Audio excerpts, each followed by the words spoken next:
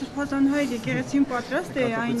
ամենին, ինչ ակնկալում է ժողովուրդը, նշում է, որ Նիկոլ Փաշինյանը աղանդավորների խումբ է ձևավորելու եւ եկեղեցու դեմ գրոհ է լինելու։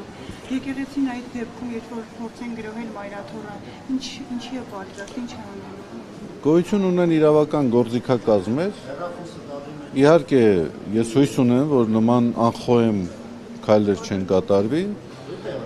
որովհետև դա ռիսկ է պարունակում իր մեջ կոնկրետ որոշակի բախումների,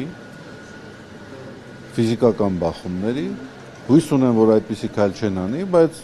փառք Աստծո կան իրավական գործիքակազմեր, ցավում եմ, որ պիտի նաև այդ անպտուղ գործողությունների մեջ ներքաշվենք, բայց կան գործիքակազմեր, որոնք ամբողջապես կկիրառվեն։ Իսկ կուսակրոնության ուխտը խախտելու հարցի վերաբերյալ, որ եկեղեցականներն ասում են, որ սա պետք է քննարկվի եկեղեցու ներսում, այսինքն կա նման բան, որ պիտի քննարկվի, թե չկա։ Այսօրվա Հայաստանում ստեղծված կացության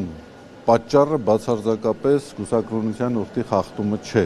Բոլոր նրանք, ովքեր որ շեշտադրում են կատարում կուսակրոնության ուխտի կատարման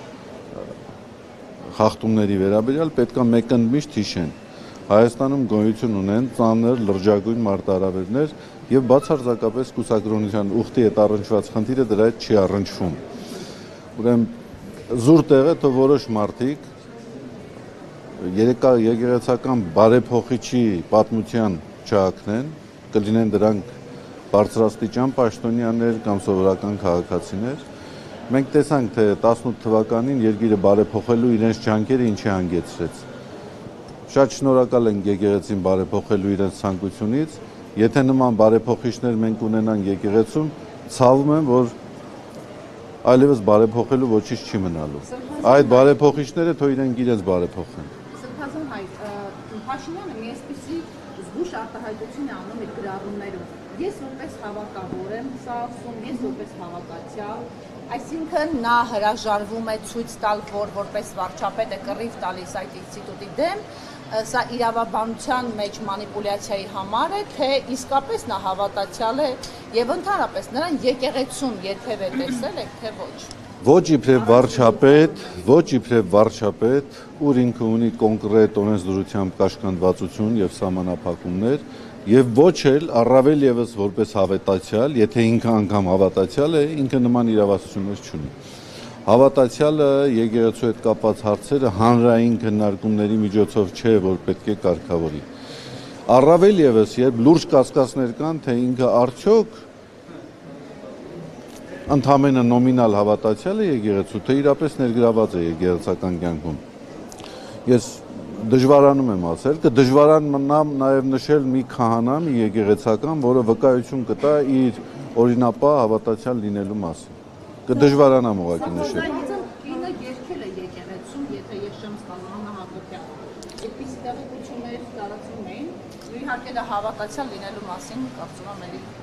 շատ համոզիչ փաստանք չէ։ Հիմա գիտեք, Վասակ Սյունին էլ եկեղեցական կյանքում ինչ որ ներգրավվածություն ժամանակին ունեցել է, բայց դա արդարացում չի կարող լինել նրա հետագա գործողությունների համար։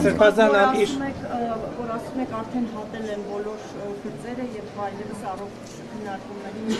տեղ չեն թողել։ Ինչ է դա նշանակում։ Դա նշանակում է, որ այլևս առողջ բանավեճի տրամաբանություն գոյություն չունի, երբ որ բանավեճը վերածվում է, երբ որ խնդիրների քննարկումը վերածվում է անձնական վիրավորանքների, բուն խնդրի հետ չառնչվող նյութերի արծարծումների, նշանակում է առողջ բանավեճի որևէ դաշտ գոյություն չունի։ Ինչ է նշանակում մարդկանց անձնական կյանքի վերաբերյալ դիտարկումներ անել։ Անկախ դրանից դրանք ճիշտ են կամ սուտ են։ Ըստ էության մարդկանց անձնական կյանքում տեղ գտած այդպիսի թերություններն են այսօր երկրի առջև ծառացած հիմնախնդիրների պատճառը։ Ես քիչ առաջ ասացի, մենք Արցախը ասացի ճշմարտություն է։ Ոչ, ես ասում եմ անկախ դրանից դա ճիշտ է, թե սուտ է, նման իրավասություն ոչ ոք չունի։ Կուսակրոնը եւս որպես անձ օգտվում է իր անձնական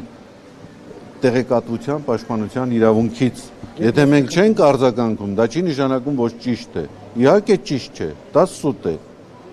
Անհեթեթություն է։